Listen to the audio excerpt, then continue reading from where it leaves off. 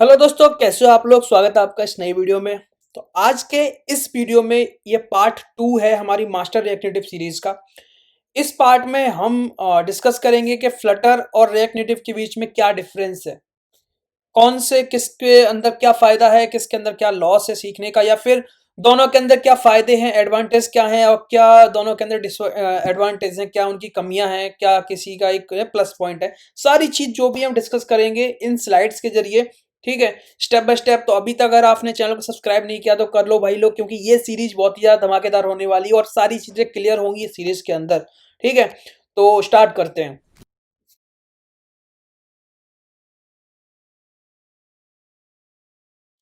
सबसे पहली चीज, रिएक्ट नेटिव और फ्लटर के बीच में जो है हमारा, तो यहाँ पे आप पहला पॉइंट देख सकते हो, both are amazing choices for developing a cross platform. ये तो बिल्कुल क्लियर चीज है कि दोनों जो हमारी फ्रेमवर्क्स हैं, दोनों फ्लटर और लाइक हमारा जो रिएक्ट नेटिव है, दोनों जो है हमारा यूज कराया था किस लिए, क्रॉस प्लेटफॉर्म एप्लीकेशन। मतलब क्रॉस का मतलब ये है कि हमने कोड एक जगह लिखा और हम मल्टीपल प्लेटफॉर्म के लिए जनरेट करें, चाहे वो एंड्रॉइड हो, आईओएस हो।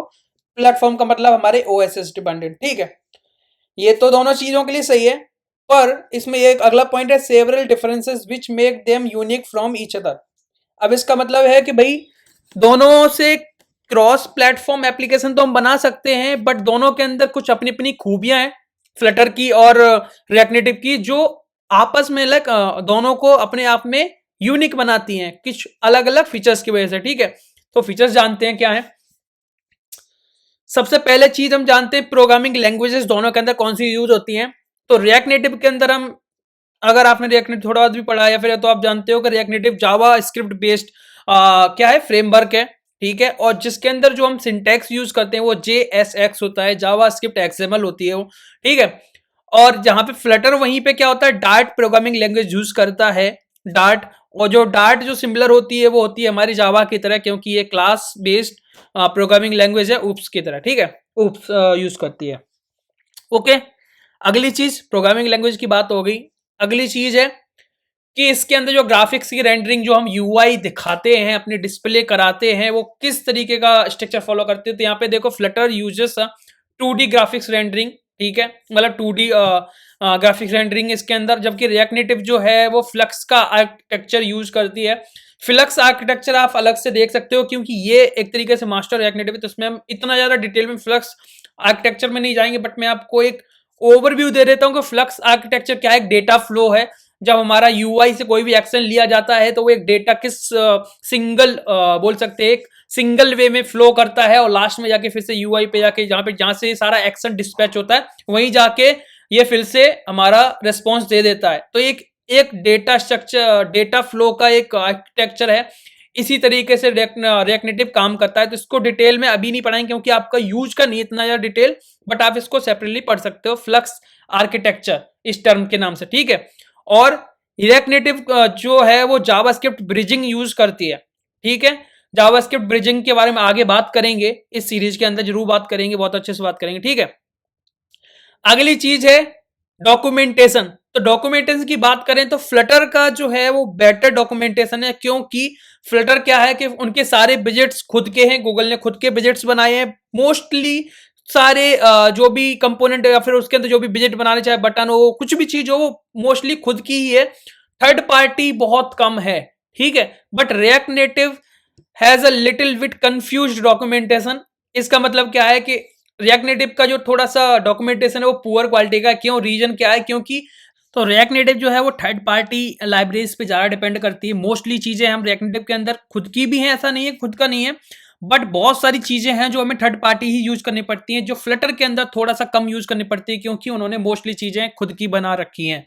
ठीक है, उस केस में क्या हो जाता है कि हम अलग अलग तरीके के डॉक्यूमेंटेशन पढ़ते हैं, अलग अलग, किसी ने ओपन सोर्स ना कॉन्ट्रीब्यूशंस वाले, तो फिर ना जो इसका खुद का स्ट्रक्चर डॉक्यूमेंटेशन है वो थोड़ा सा पुअर क्वालिटी का है। ठीक है, तो ये डॉक्यूमेंटेशन का फर्क है।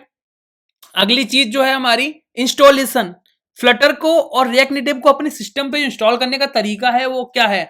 तो फ्लटर को इंस्टॉल करने के लिए हमें ना एसडीके की फाइल की जिप फाइल होती है, उसे इंस्टॉल करना पड़ता है, और उसे कहीं ना कहीं हमें रखना पड़ता है अपने स्पेस में, स्टोरेज के अंदर।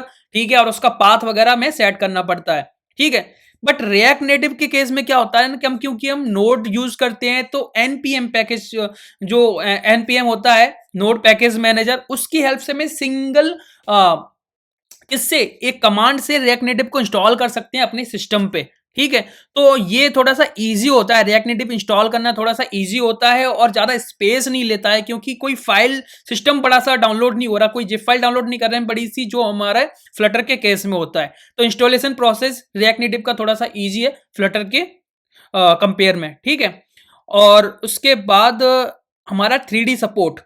तो रिएक्ट नेटिव क्या है ना, react native has better support for 3D। ठीक है, सपोर्ट इसका 3D का सपोर्ट सही है, but Flutter does not support 3D क्योंकि मैंने बताया था कि 2D आर्किटेक्चर फॉलो करता है, तो इसलिए ये 3D को सपोर्ट नहीं करता फ्लटर।